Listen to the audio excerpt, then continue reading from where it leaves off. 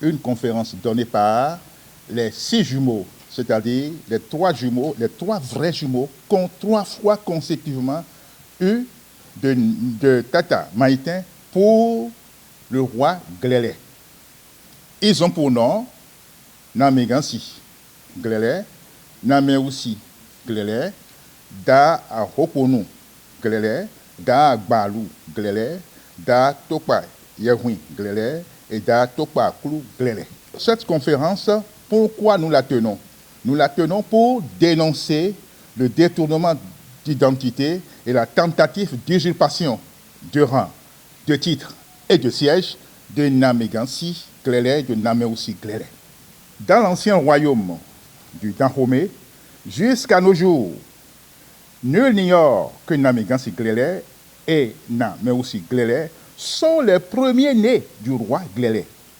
Ces premiers vrais jumeaux, c'est-à-dire du même sexe, l'histoire reconnaît les suivants que ces jumelles ont eu comme frères.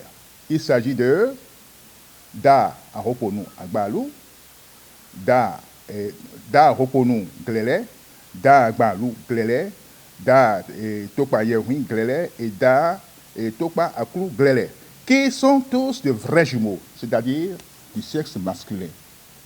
Donc Tata Maïtin n'a pas fait de faux jumeaux pour le roi Glélé.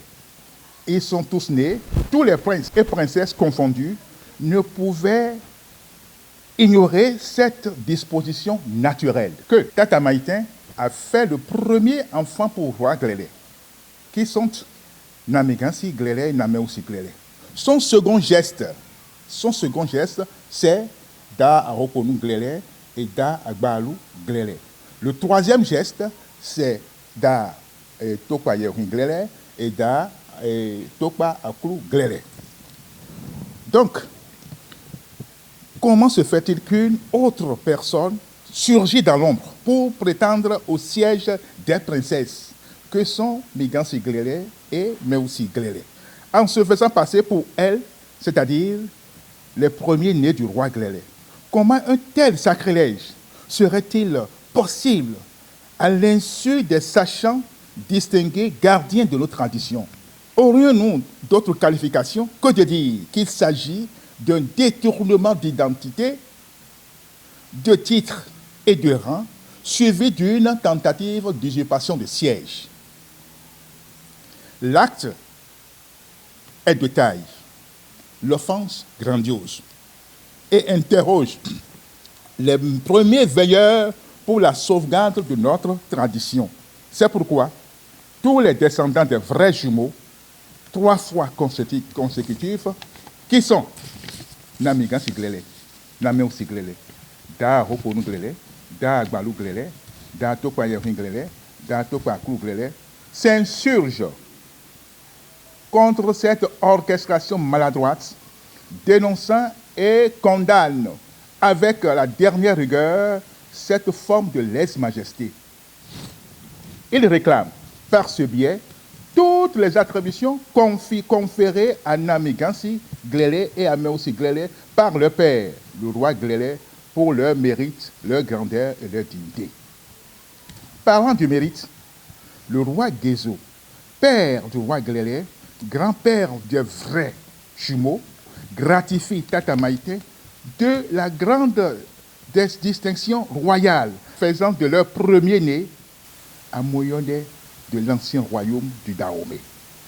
C'est-à-dire, Namé Gansi Glélé et Namé aussi Glélé ont la charge de porter symboliquement les sandales de Rwebadja à celui qui monte sur le trône de Rwebadja et l'emmène au pied d'Agassou pour sa bénédiction.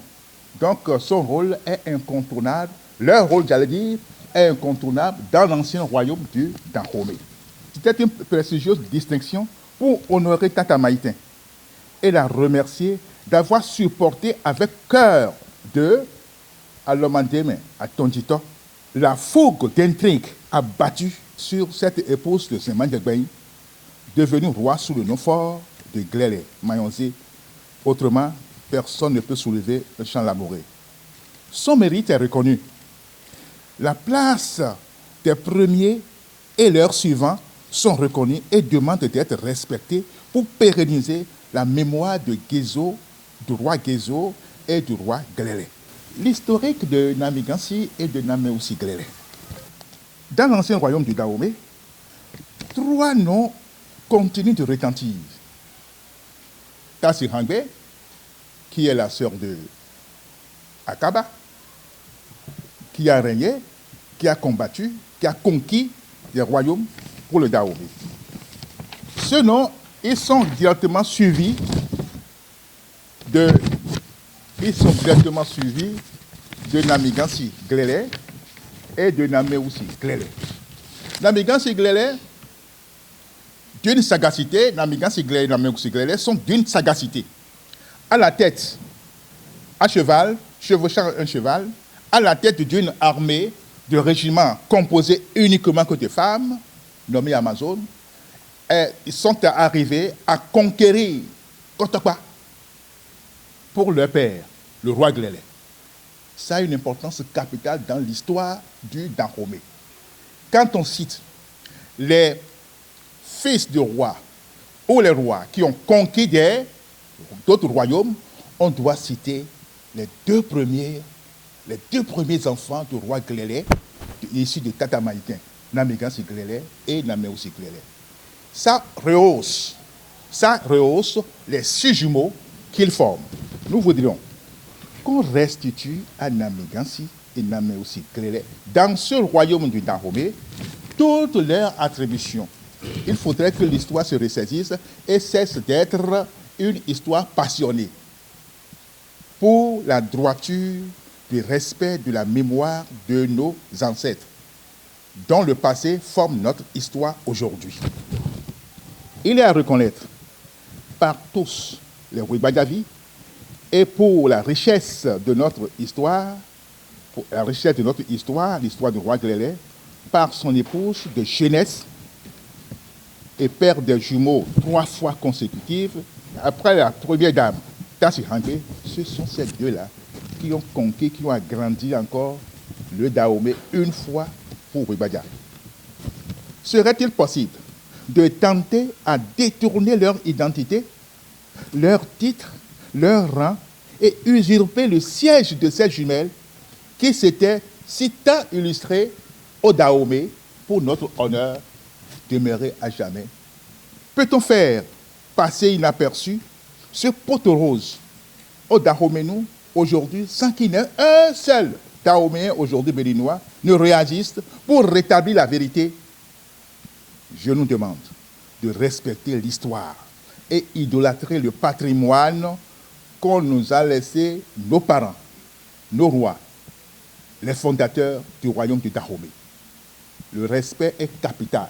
L'histoire ne sera pas falsifiée. Nul sur la terre ne saurait déclasser les 6 jumeaux de roi Glélé. Nul, aucun mortel ne saura usurper le titre, le rang, le siège de Namigansi Glélé et de Naméoussi Glélé. Raison de notre conférence d'aujourd'hui pour dénoncer à tous les Wibadavi que les 6 jumeaux, leurs enfants sont présents, sont là et réclament leurs droits, ce qui leur revient naturellement et seront la bénédiction des aïeux.